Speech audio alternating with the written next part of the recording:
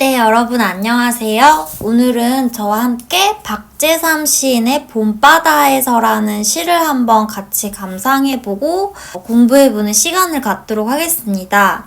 이 박재삼 시인의 시 봄바다에서는요, 그렇게 유명한 시는 아닌데요. 이 박재삼 시인 같은 경우는 우리가 현대시 공부하면서 꼭 알아야 하는 시인 중에 또 한 분이십니다.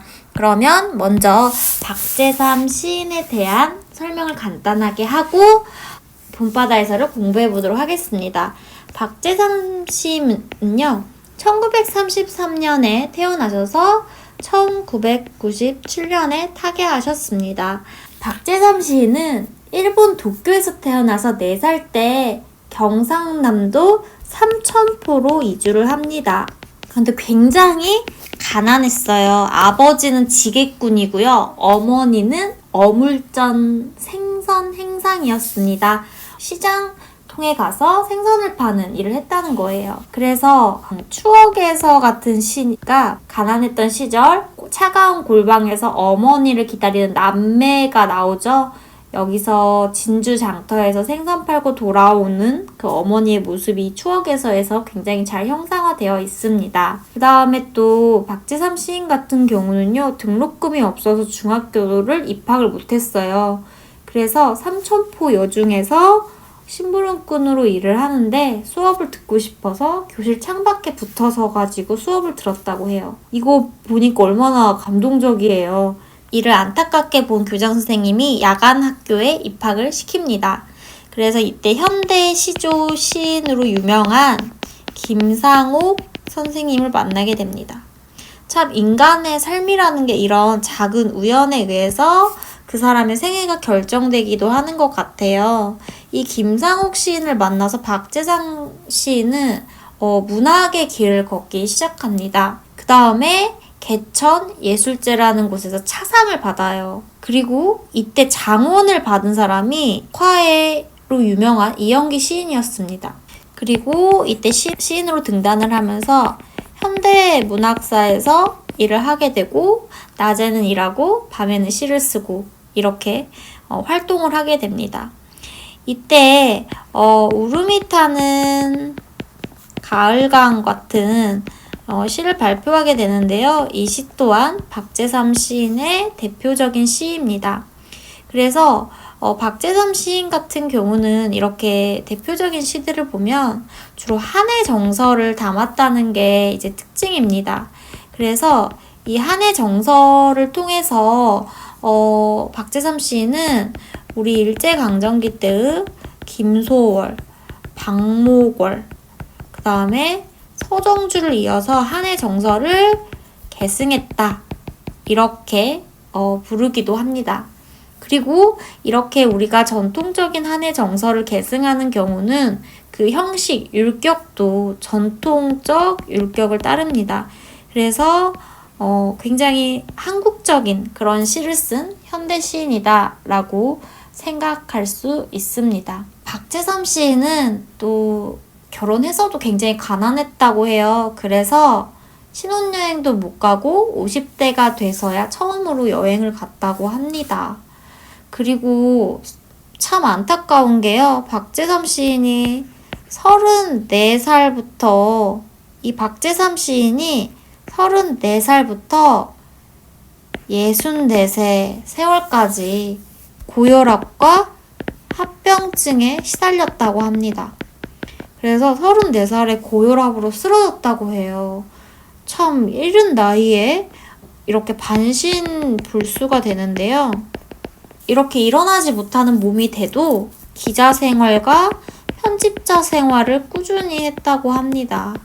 근데 너무 힘드니까 나중에 직장 생활을 정리하고 고통스럽게 투병을 하면서도 13권의 시집, 그 다음에 9권의 수필집을 남깁니다. 박재삼 시인은 고통스러운 삶을 살면서도 우리한테 아픔 속에서의 사랑과 이해, 순수 이런 것들을 노래했다는 점에서 우리가 알아야 되는 시인인 것 같습니다. 자, 이 시의 전문 다 읽으셨나요? 그러면 저와 함께 제목을 한번 살펴보도록 하겠습니다. 시의 제목, 시의 내용의 가장 상징적인 부분을 담은 게 바로 시의 제목이죠. 그래서 여기서는요, 우리가 봄바다라고 하면 여러분 어떤 이미지가 떠오르세요? 봄의 바다라고 얘기하면 뭔가 따뜻한 날에 바다를 본다고 생각하면 기분이 긍정적이지 않을까요? 뭔가 긍정적이고 아름다운 그런 모습이 생각날 것 같은데요. 역시 이 시에서도 봄바다를 꽃밭 같다고 화자가 비유를 합니다. 봄이 되면 꽃이 피니까 연결되는 속성이고, 이 바다라는 건 엄청 드넓잖아요. 꽃밭도 마찬가지죠. 꽃이 한 송이 있는 것이랑 이렇게 많은 송이들이 피는 것이랑은 또 다르잖아요. 그래서 이 봄바다와 꽃밭이 굉장히 유사한 속성을 가지겠구나 생각할 수 있고, 정말 이 화자가 이 봄바다라는 이 시어를 통해서 우리에게 전달하고 싶은 이미지가 뭘까라는 생각, 그리고 봄바다에서라는 건 어찌됐건 간에 계절적 배경과 공간적 배경이 있는 장소에서 무슨 일이 일어났을까, 이런 것들을 먼저 생각을 해볼 수가 있습니다. 여러분, 그러면 전문을 한번 살펴보도록 하겠습니다. 화한 꽃밭 같네 참, 이렇게 얘기를 합니다.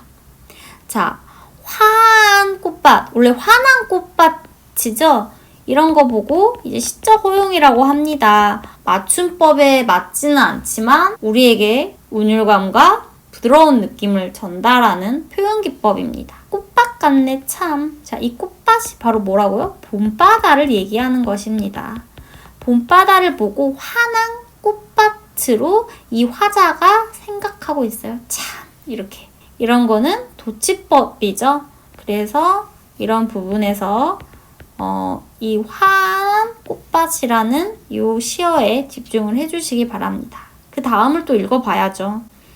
눈이 부시어 저것은 꽃핀 건가 꽃진 건가 여겼더니 피는 것 지는 것 같이 한 그러한 꽃밭 저것은 저승사리가 아니것까 참 실로 언짢단 걸까 기쁘달 것까. 자, 여기 이 시는요, 사실은 어떤 좀 배경 지식을 좀 알고 있으면 훨씬 이해가 쉽습니다. 여기서부터는 해석이 여간 쉽지가 않아요. 사실 이 화자는요, 유년 시절에, 어린 시절에 남평 문씨 부인이, 그러니까 남평 가문의 문씨 부인이 자결을 한 기억을 가지고 사는 사람입니다. 그리고 사실 이 시 같은 경우는요, 이 남평 문씨 부인의 자결에 대한 어떤 이미지를 떠올리는 그런 시거든요. 그래서 눈이 부시어 저것은 이라고 얘기했을 때 이 눈이 부신 저것은 바로 봄바다를 얘기하는 거예요. 그게 꽃밭같이 아름답다고 표현한 거죠. 그런데 그 다음에 저것은 꽃핀 건가 꽃진 건가 여겼더니 라고 얘기를 하고 있어요. 시는 상징이자 비유입니다. 꽃이 피었다는 거는 생명이에요. 그런데 꽃이 진 거는 뭐겠어요? 반대니까 죽음을 얘기하는 거죠. 자, 생명이 삶이라면 이것은 뭐라고요? 죽음이라고요. 화자가 봄바다를 보고 있는데 저게 꽃이 핀 건가 꽃이 진 건가 모르겠다 라는 생각을 하는 거예요. 자, 그러면 이거는 뭐냐면 이 봄바다라는 공간이 바로 삶과 죽음이 공존하는 어떤 공간이라는 거야. 사실 바다는요, 많은 생물들이 살고 물이 없이는 사람이 살 수가 없잖아요. 모든 생명이. 그래서 삶의 에너지 이런 것들을 포함하는 이미지를 가집니다. 그런데 이 남평 문씨 부인이 자결한 공간은 죽음이죠. 그래서 이 물이라는 속성은 삶을 포함하거나 죽음을 포함할 수 있는 두 가지 반대되는 이미지를 모두 다 포함할 수 있는 거예요. 피는 것, 지는 것을 같이 한 그러한 꽃밭 저것은 저승사리가 아니것까 참 이렇게 얘기하는데, 피는 것, 지는 거를 같이 한 그러한 꽃밭의 저것은 뭐다? 저승사리가 아니겠느냐. 이 저승사리를 얘기하는 것은 이 남평 문씨 부인의 자살을 얘기하는 것입니다. 그래서 자기가 이 삶과 죽음의 공간이 공존하는 이 봄바다라는 공간을 봤을 때 기분이 실로 언짢달 것과 기쁘달 것과 언짢기도 하고 기쁘기도 하고 약간 이렇게 모순되는 정서를 동시에 갖는 거예요. 언짢은 이유는 죽음을 생각했을 때, 기쁜 이유는 삶을 생각했을 때 이렇게 뭔가 모순적인 느낌이 드는 거야. 그리고 이렇게 겉과 같은 것은요, 사투리로 향토성을 말하는 어투입니다. 거기 정신없이 앉았는 섬을 보고 있으며, 자, 그 봄바다에 정신없이 앉아있는 섬을 본대요. 이 섬을 이제 의인화시켜서 얘기를 하는 거예요. 그리고 이 섬 같은 경우는요, 이 섬에는 누가 사나요? 사람이 살죠. 그래서 여기서는 사람이 사는 어떤 공간, 생의 공간을 얘기하는 것입니다. 그 다음에 우리가 살았다 해도 그 많은 때는 죽은 사람과 산 사람이 숨소리를 나누고 있는 반짝이는 봄바다와도 같은 저승 어디쯤에 호젓이 밀린 섬이 되어 있는 것이 아닌 것까. 자, 우리가 살았다 해도, 우리가 살아간다고 해도, 이 섬 위에서 살아간다고 해도 그 많은 때는, 그렇게 많은 시간이 지나고 나면 죽은 사람과 산 사람이, 그래서 이 봄바다라는 곳은요, 이 죽음과 삶이 모두 공존하면서 그 경계가 되는 공간입니다. 바다에 빠지면 죽지만 우리는 바다를 보면서 살고 있잖아요. 그래서 죽은 사람과 산 사람이, 삶과 죽음이 역시 같이 있는 공간이 숨소리를 함께 나누고 있는 반짝이는 봄바다예요. 그래서 이 환한 꽃밭, 그리고 여기 이 반짝이는 봄바다는 서로 일치하는 이미지입니다. 그래서 이 시의 특징은요, 우리가 죽음하면 부정적이고 어두운 이미지로 보통은 표현을 하는데, 이 시는 이 죽음이란 걸 아름답게 승화시켰다는 게 바로 특징입니다. 그래서 이 반짝이는 봄바다와도 같은 어디? 저승. 자, 지금 위에서도요, 이 봄바다를 꽃밭이라고 비유하면서 저승사를 얘기한 것처럼 여기서도 똑같이 저승이라고 표현을 하는 거예요. 저승 어디쯤에 호젓이 밀린 어떤 섬이 되어 있는 거 아닐까. 우리가 지금 살고 있지만 언젠가는 죽어. 그러니까 결국에는 저렇게 밀려서 저승살이를 하고 있지 않을까라고 이제 표현을 하고 있는 거죠.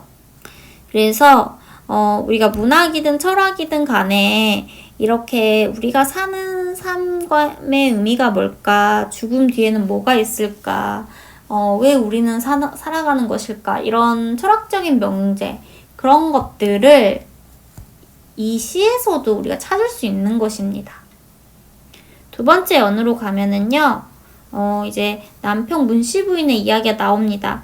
우리가 소시적에 우리까지를 사랑한 남평 문씨 부인은 그러나 사랑하는 아무도 없어 한낮의 꽃밭 속에 치마를 쓰고 찬란한 목숨을 풀어 헤쳤더란다 라고 얘기를 하고 있습니다. 우리가, 이 화자를 포함한 사람들이 소시적에, 우리가 소시적이라는 건 뭐냐, 과거의 유년 시절을 얘기합니다. 유년 시절에 우리까지를 사랑한, 그러니까 남평 문씨 부인이란 이 시적 대상은 어린 아이들도 굉장히 사랑하는 그런 다정한 그런 느낌을 가진 여인이었던 거예요. 그러나 이 사랑하는 또 없어. 한낮의 꽃밭 속에. 자, 이 꽃밭이 뭘 비유한다고 했죠? 봄바다라고 했죠. 그래서 여기서의 전달하는 의미는 이 봄바다에 빠져 죽은 그런 남평 문씨 부인의 죽음을 묘사하고 있습니다. 근데 이 표현이 굉장히 아름다워요. 치마를 쓰고, 우리가 바다에 빠지면 치마가 위로 올라가잖아요, 바람 때문에. 그리고 찬란한 목숨을 어떻게? 풀어헤쳤다 라고 얘기하고 있어요. 그래서 이 죽음을 굉장히 아름답게 묘사하고 있는 시적 특징이 나타납니다. 란다 이런 거는 소식을 전해든 거죠. 그리고 여기서 환한 꽃밭처럼 여기는 찬란한 목숨이라고 표현하면서 전체적인 시 분위기가 굉장히 화사하고 약간 긍정적이고 밝은 이미지를 띠고 있습니다. 확실히 그때부터였던가 그 둘러쌌던 비단치마를 새로 풀며 우리에게까지도 설레는 물결이라면 확실히 그때부터였던가. 이 그때 언제예요? 이 남편 문씨 부인이 자살한 그때를 얘기하는 거예요. 그때부터였던가 라고 얘기하면서 그 둘러쌌던 비단치마를 새로 풀며 우리에게까지도 설레는 물결이라며. 자, 이 설레는 물결이 뭐냐면 이 설렌다는 거는 남편 문씨 부인과의 이 유년 시절의 추억을 얘기하는 것입니다. 그래서 이 바다에 빠지면서 물결이 확 일었을 거 아니에요? 그런 이미지를 떠올리게 하면서 뭔가 남편 문씨 부인의 아름다움을 추억하고 있는 그런 모습을 볼 수가 있습니다.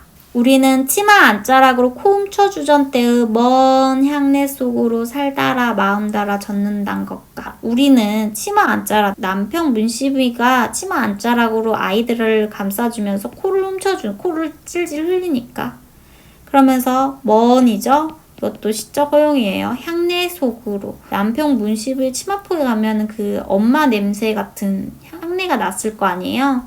그 향내 속으로 후각적 심상을 사용하면서 살달아 마음 달아 젖는단 것과 그 향내에 살을 달고 마음을 달고 추억에 젖는단 걸까 라고 해서 이 남편 문씨 부인에 대한 애틋한 마음, 그 다음에 어떤 안타까운 마음 이런 게 전해지는 거예요. 그러면서 마지막에 뭐라고 하냐면 돛담배 무어 해동갑하여 그참 흰나비 같네. 이 돛담배는 여기 지금 이 봄바다에 떠있는 이 배 한 척을 얘기하는 거죠. 두엇은요. 돛담배 두어 대가 2대 이상이 해동갑하여 이 해동갑은요. 해가 질 때까지 그 해가 지는 지금 이러한 상황에서 여기에 돛담배 2대가 이렇게 떠 있는 거예요. 바다 위에. 근데 이 돛담배가 떠 있을 때 이 화자는 남편 문씨 부인에 대한 추억에 젖어 있잖아요. 그 참 뭐 같대요? 흰 나비 같다고 돛담배를 나비로 표현을 한 거죠. 그래서 여기서 시각적으로 돛담배를 하얗게 비유를 했습니다. 그런데 여기서 왜 돛담배가 갑자기 나오고 흰나비 같다고 표현할까? 여기에 이제 상징적 의미를 우리가 해석을 해보자면요. 지금 봄바다가 이렇게 꽃밭으로 비유가 되어 있다고 보면 이 꽃밭에 꽃이 피었으면 뭐가 날아다닐까요? 바로 나비가 날아다닙니다. 그래서 나비가 꽃밭에 여기저기 옮겨 다니면서 날아다녀요.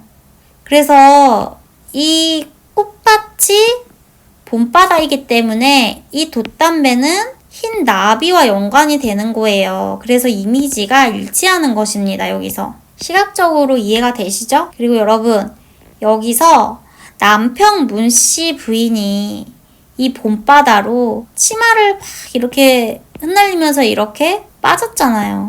그러면 이 흰나비의 모습과 같은 남편 문씨 부인의 이미지도 우리가 여기서 생각을 해볼 수 있습니다. 그리고 이 흰 나비와 돛담배는 어떻게 보면 이 봄바다와 꽃밭에 동화된 건 아니지만 이 경계에 존재하는 것들이잖아요. 돛담배도 바다 위에 있지만 바다 속에 가라앉지는 않았고 이 나비도 꽃밭 위에는 앉지만 꽃밭 속으로 들어가진 않아요. 그러면 여기서 이 화자가 남편 문씨 부인의 죽음을 생각하면서 우리가 왜 살까? 그 죽은 부인은 찬란한 목숨을 왜 풀어 헤쳤을까? 이것들은, 이 공간들은 삶과 죽음이 공존하는 공간이라는 걸 한 번 더 우리한테 알려주는 것입니다. 그리고 이렇게 해가 진다는 표현은 인생이 저문다라는 그런 비유적인 의미가 있어요. 그래서 삶과 죽음이 우리 안에 자연에 공존한다는 걸 깨달은 그런 화자의 이야기가 담겨있는 시였습니다. 오늘 강의 여기까지고요. 다음 시간에 다시 만나요. 좋아요와 구독 꼭 눌러주세요. 안녕.